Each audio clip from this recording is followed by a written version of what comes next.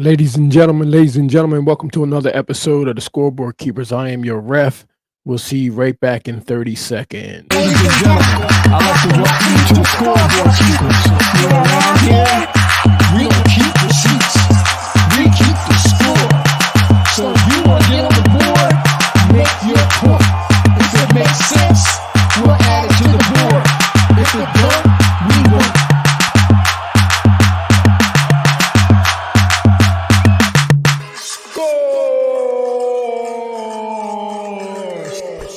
Scoreboard Keepers. Ladies and gentlemen, welcome to another episode of the Scoreboard Keepers. Listen, we got a hot topic on the board again today. As you can see, I'd like to thank you guys for joining me. Don't forget to like, share, and subscribe to the channel if you want to hear more of this kind of content.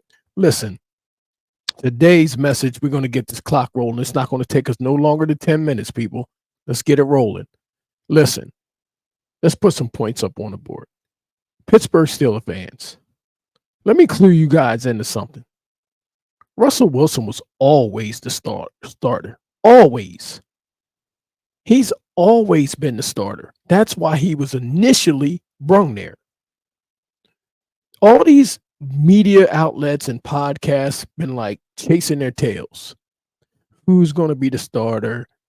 Is it Justin Fields? Is it Russell Wilson? So on and so forth. Listen, from the very beginning, everybody known that Pittsburgh Steelers have had an issue at the quarterback position since Ben Roethlisberger left. Since he's left Pittsburgh Steelers, they have not really filled that position adequately. So since Ben Roethlisberger, just think about that. And since Ben Roethlisberger, they still had a winning season. So just imagine what it can be like having somebody in with the experience of somebody like Russell Wilson. Listen, Russell Wilson wasn't brung in here just to win games. He was brung in here. Russell Wilson is talking that Super Bowl talk. I've been talking to so many people about this topic. And when I talk to them, and if they know anything about the Pittsburgh Steelers, they all say, do you think it's a good idea to take Justin Fields out? They're questioning the coach's decision, as if the coach is not seeing something during the week, as if he didn't see something when he initially brung him in to Pittsburgh. All camp prior to the injury. Do you not think that the coach didn't see something where he said, listen, I have to go and tap into this untapped potential and just at least to see? But see, in Pittsburgh, people have what I call the Mason Rudolph syndrome. They have what I call the Duck Hodges syndrome.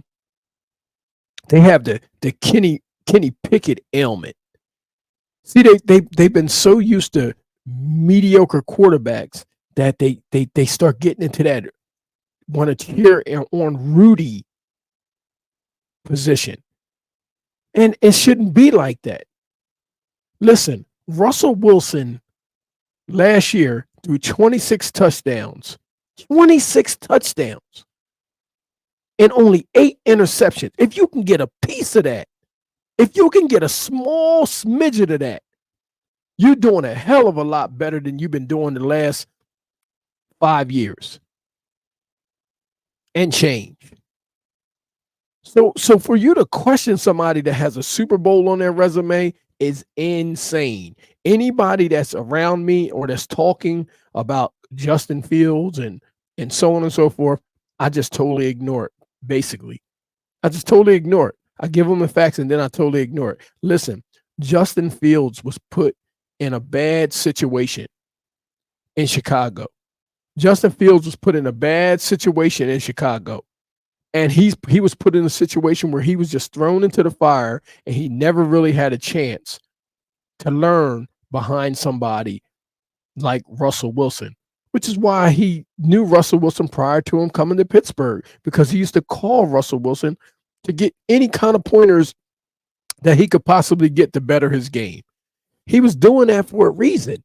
It was something about Russell Wilson's game that Justin Fields admired.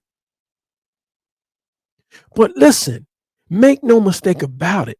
I believe that Russell Wilson is going to do so well that he's going to get, let me put a point up for me for this right here. He's going to get an extension. I believe that Russell Wilson can possibly get an extension in Pittsburgh if he performs the way I expect him to and the way I think that he will. I think Russell Wilson is going to come in there and light it up. I think he's going to come in there and light it up. I think this offense is capable of scoring 28 points per game. And that's why it's unbelievable to me that these Pittsburgh so-called Steeler fans, they call themselves questioning the coach and questioning the decision, as if you don't know what Russell Wilson brings to the table. Were you not watching football last year? He was out there throwing balls to somebody who didn't even want to be out there, like Jerry Jeudy, and still had 28 touchdown passes. Jerry Jeudy is not even with Denver Broncos anymore. He's with the Cleveland Browns. I mean, when you got a receiver like that don't, he was the Deontay Johnson version at Denver. Just, he couldn't be relied upon all the time with his hands. But it's not just that. It's not just that. It's this guy right here that people in Pittsburgh don't even seem to know who he is. Brandon Johnson. I've been telling y'all about him. Brandon Johnson is probably the most productive receiver on the team right now. Low key. Yes. More productive than George Pickens. More productive than Calvin Austin. More productive than Scotty Miller. Yes. Yes. This guy, and when given the opportunity, he makes things happen. He makes things happen. He played with Russell Wilson last year. He was like Russell Wilson's Charlie Brown blanket. The man, and he knows how to get yak yards. He runs after the catch. If it was up to me, he would immediately be in that slot. It wouldn't even be a question.